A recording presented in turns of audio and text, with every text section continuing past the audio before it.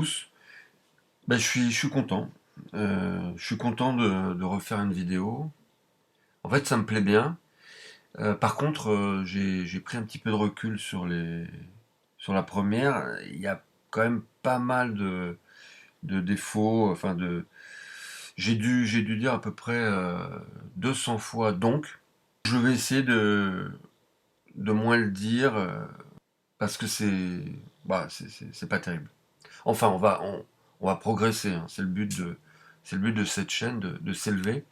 Et puis, je voulais remercier tous ceux qui ont mis des j'aime, des commentaires, parce que c'est ça qui va faire que la chaîne soit référencée.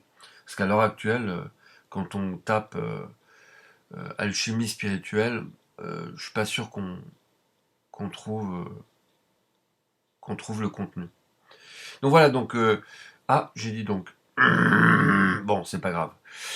Très important, j'ai eu quelques retours et il y a certaines personnes qui pensaient que c'était un podcast. Et ce n'est pas un podcast, il va y avoir plein d'insertions, de textes, de citations, de tableaux, de graphiques. Je vous recommande de l'écouter d'un bout à l'autre. Voilà pour la petite histoire. Maintenant, on va rentrer dans le vif du sujet qui est le moi, l'ego, qui nous intéresse. Parce que ça sert à rien d'étudier les voies spirituelles si on ne sait pas ce que c'est que le moi, hein. On passe à côté de la chose la plus importante. Qu'est-ce que c'est que le moi en fait? Est-ce que c'est ma jambe? Est-ce que c'est mon nez? Est-ce que c'est mon esprit? Est-ce que c'est mon cerveau?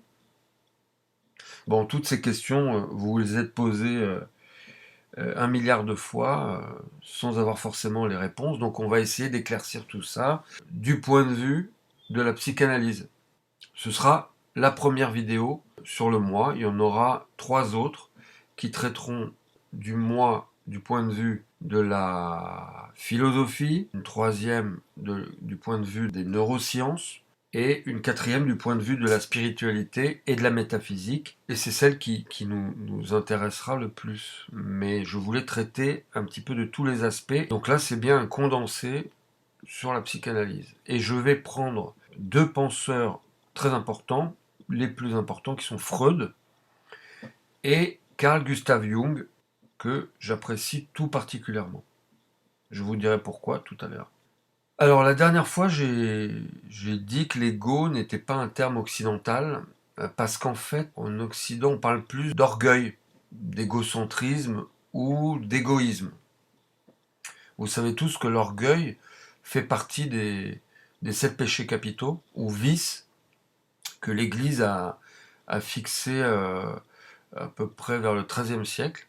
À cette époque, on pouvait parler aussi de vaine gloire. C'est le fait de vouloir obtenir à tout prix de la considération. C'est quelque chose qui doit vous parler. C'est un petit peu ce que j'ai fait au début en parlant des j'aime et des commentaires. Et notre vie est jalonnée de vaine gloire parce que on cherche à tout prix la considération. Le regard de l'autre est très important pour se sentir aimé, mais c'est totalement ridicule. Je vous mets le tableau de Jérôme Bosch qui a parfaitement décrit ces 7 vices, ces 7 péchés capitaux qui nous plombent, hein. C'est un peintre que j'aime beaucoup. Je vous laisse apprécier cette peinture. Maintenant, on va rentrer dans le vif du sujet. Effectivement, René Descartes a écrit ego sum, ego existo, ce qui veut dire je suis, j'existe. Mais il emploie le mot ego, pas dans le sens que je veux traiter dans cette vidéo, mais plutôt dans le sens du sujet qui perçoit, qui pense. Mais ici, on va traiter de l'idée, de l'identité qu'on s'est créée avec le temps, de l'idée qu'on a de nous-mêmes dans le rapport aux autres. C'est la notion de persona de Carl Gustav Jung qu'on va voir tout à l'heure. Évidemment, si on traite du moi, on va forcément parler de l'être, puisque Ce sont deux notions qui sont liées et qui se court-circuitent la plupart du temps. Le moi veut quand l'être est. Ce qui n'est pas tout à fait pareil. L'être est plus une présence qu'une volonté. Alors que nous dit la psychologie de tout ça? Pour Freud, il y a trois instances psychiques. Le ça, le surmoi et le moi. Alors, qu'est-ce que le ça? On peut dire qu'il se situe dans l'inconscient. Ce sont les forces motrices, l'élan vital. On pourrait parler d'instinct primaire. C'est le désir, la libido, la volonté de posséder, de dominer, de détruire. Ce sont les plaisirs à tout prix. C'est la satisfaction des besoins immédiats. C'est le siège des pulsions, quoi, hein. La partie brute qu'on doit apprivoiser si on veut vivre en société. Sinon, ça peut poser quelques problèmes. Et d'ailleurs, on constate que ça en pose. Alors, tous les instincts ne sont pas négatifs. On est d'accord qu'il y a des instincts primaires assez négatifs, mais par exemple, si on prend le cas de la colère, elle est double. Il y a une colère offensive, gratuite, qui détruit l'autre, et puis il y a une colère défensive qui permet de se protéger contre une intrusion ou un danger. Si vous avez un lion qui vous attaque, vous êtes bien content de déployer cette colère.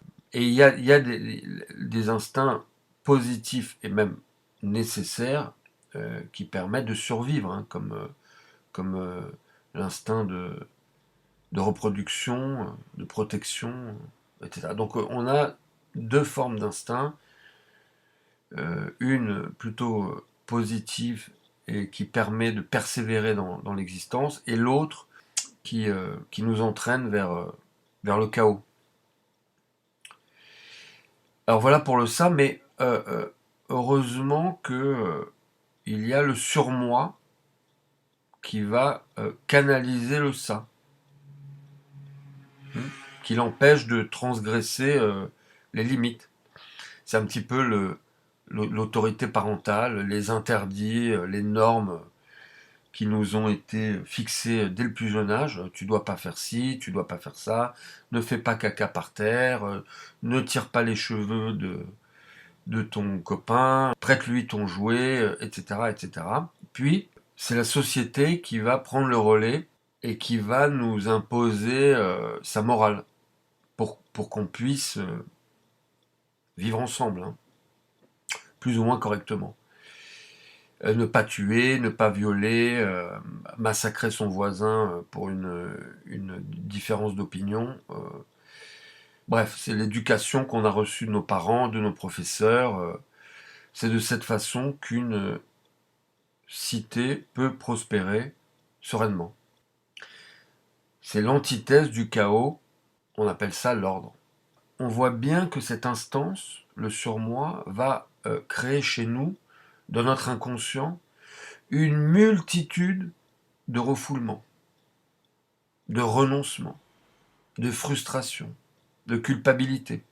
Ce qui va entraîner évidemment toutes sortes de psychoses, de névroses, de maladies en tout genre, d'herpès, d'angoisse, de cauchemars. Beaucoup de problèmes qu'on connaît tous, hein. Voilà. Alors maintenant, on va traiter du moi. Alors le moi, c'est l'ego, hein. C'est un peu la force de cohésion. C'est ce qui va tenter d'harmoniser son existence. C'est le besoin d'équilibre, de négociation, mais de toute puissance quand même, hein, parce que le moi, on va le voir, est très narcissique. On peut dire que c'est le liant, c'est le médium qui fait le pont entre le ça et le surmoi. C'est la voie du milieu, quoi, hein. Le moi réunit les deux instances. Donc il les contient toutes les deux. Contrairement au ça, c'est la part rationnelle de notre identité. Le bon sens, qui veut éviter les conflits. Ce n'est pas bien d'égorger mon voisin, donc il est préférable de lui parler, de négocier avec lui une paix durable. Mais bon, on constate tous les jours dans les informations que le ça euh, prend le dessus. Sinon, il n'y aurait pas de meurtre, de guerre et toutes les horreurs qui fait ce monde. On va dire que le moi de Freud, c'est le réservoir de la libido en tant que pulsion de vie. Hein. Euh, Pas forcément sexuel, mais l'élan vital. Hein. Le moi veut bien faire, mais c'est quand même compliqué pour lui puisqu'il est encastré entre ses pulsions primaires et la morale. Il ne faut pas oublier que le moi est très très très narcissique. Hein. Moi je. Et comme je l'ai dit dans la première vidéo, les réseaux sociaux ne nous aident pas à la modestie, à l'humilité. Donc tout ça va être cause de souffrance, de névrose et d'angoisse, puisque plus on est narcissique et plus on souffre. Hein. Et c'est pour ça que j'ai beaucoup souffert. Alors je vous mets une citation de Freud qui nous dit on peut même affirmer que les prototypes véritables de la relation de haine ne sont pas issus de la vie sexuelle, mais de la lutte du moi pour sa conservation et son affirmation. Ça résume un petit peu ce que j'ai dit tout à l'heure. On va voir que la métaphysique, la spiritualité, c'est pas son truc à ce moi. Hein. Et, et sans métaphysique, sans possibilité de se relier à quelque chose de plus grand que son nombril, je vois pas très bien comment on peut s'en sortir et se libérer. Alors, pour résumer, on a les pulsions primaires. Je veux ça tout de suite et maintenant, sans condition. C'est le ça. Le réfrénement et la morale, la limite, c'est le surmoi. Et on voit bien que le moi est coincé entre ces deux extrémités et doit trouver sa place, ce qui n'est pas évident. Alors quel rapport avec l'ego, puisque c'est notre sujet? Eh ben c'est un petit peu ces trois instances en même temps, mais c'est pas très très bien défini. C'est moins clair que Jung, comme vous allez pouvoir le constater tout à l'heure, parce que Freud traite essentiellement de la psychologie, du, de la pièce de théâtre. Mais pour moi, c'est le premier plan qui est fondamental. Hein. Quand on a des problèmes avec ses parents importants, c'est légitime de les résoudre. Et il y a beaucoup de gens qui sont affectés par ce genre de problème. Mais ça ne résout pas le problème fondamental de l'homme qui est son incomplétude et le fait qu'il soit totalement à côté de la vie et déconnecté de tout. Pour moi, c'est la façade. Vous pouvez parfaitement n'avoir aucun problème familial et pourtant être très malheureux. Donc pour moi, il y a un deuxième plan à traiter et Fredo et Freud n'en parle pas parce que tout simplement la spiritualité ne l'intéresse pas du tout. D'ailleurs, il la dénigre et c'est pour ça que son élève Jung va se démarquer de lui puisqu'il ne partage pas ses convictions sur la métaphysique. Voilà ce que nous dit notre ami Freud dans L'avenir d'une illusion. Il nous dit la religion serait la névrose de contrainte universelle de l'humanité, comme celle de l'enfant, elle serait issue du complexe d'Oedipe de la relation au père.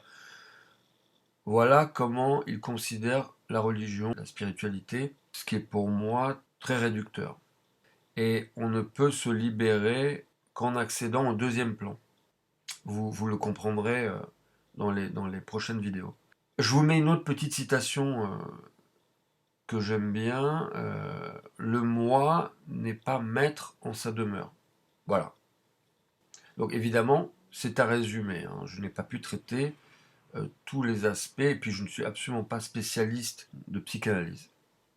Nous allons maintenant aborder Carl Gustav Jung, qui est un penseur que j'apprécie tout particulièrement, parce qu'il a vraiment compris le game. Il a vécu une expérience très forte, et il s'est intéressé vraiment à la métaphysique hindoue, au bouddhisme, au taoïsme. Il a écrit un commentaire du traité de la fleur d'or. Il a écrit un commentaire aussi du Bardo Thodol, qui est le livre des morts bouddhiste, tantrique, de la voie Vajrayana. Et c'est un très très grand connaisseur du gnosticisme chrétien et des textes de Nag Hammadi. Alors, Jung va traiter surtout du moi et du soi. Alors le moi, le moi c'est la persona, celle qui porte les différents masques, hein, comme je l'ai précisé dans la première vidéo. C'est une posture sociale, hein, qui nous permet de vivre en société, de nous protéger aussi, hein. On va dire que c'est l'image qu'on veut renvoyer aux autres pour être reconnu, considéré le plus possible, pour gravir des échelons ou être aimé tout simplement. Tout ça pour avoir une bonne image de nous-mêmes, hein. C'est l'image qu'on va renvoyer aux autres va déteindre sur l'image qu'on se renvoie à nous-mêmes, même si elle ne correspond pas du tout à ce qu'on est vraiment. Donc pour arriver à ces fins, la persona est capable de développer un nombre incalculable de stratégies pour briller dans le regard de l'autre.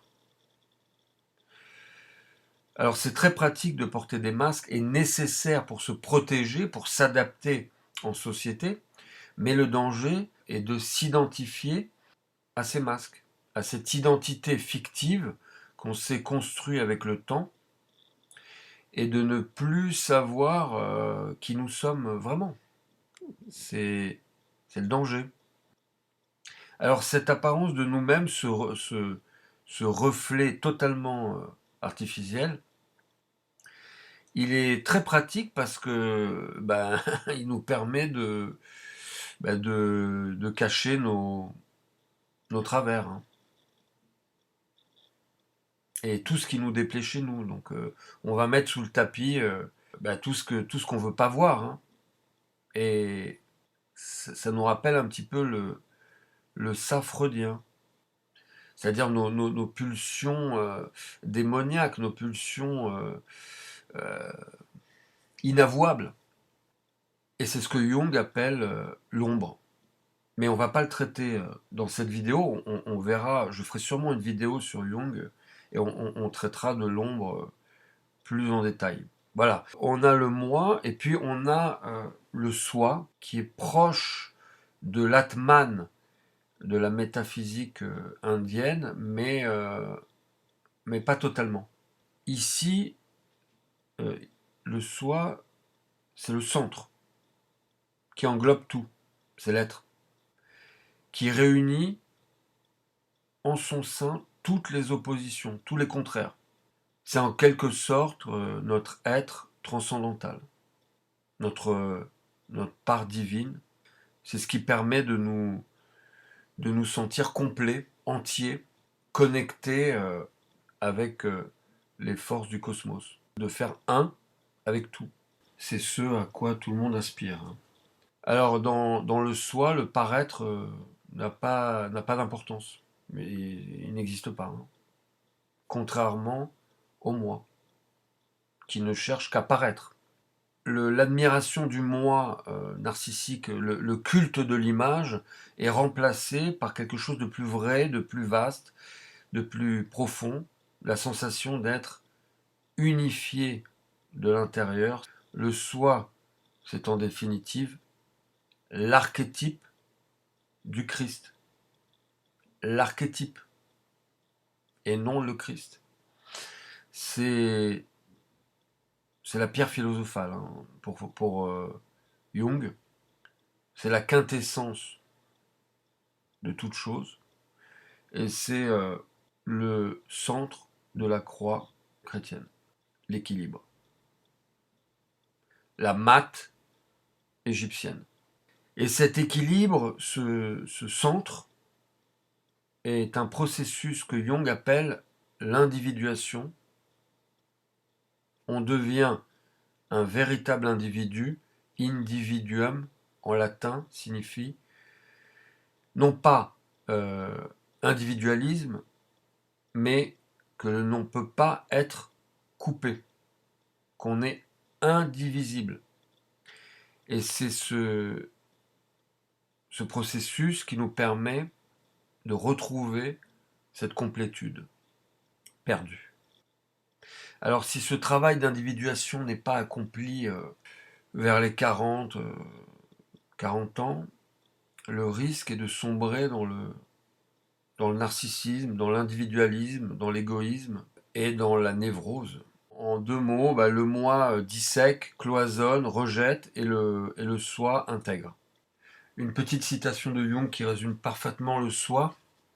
Il ne s'agit pas d'atteindre la perfection, mais la totalité. Le moi est aussi un produit de la société, de la génétique, de notre éducation, de la chimie neuronale.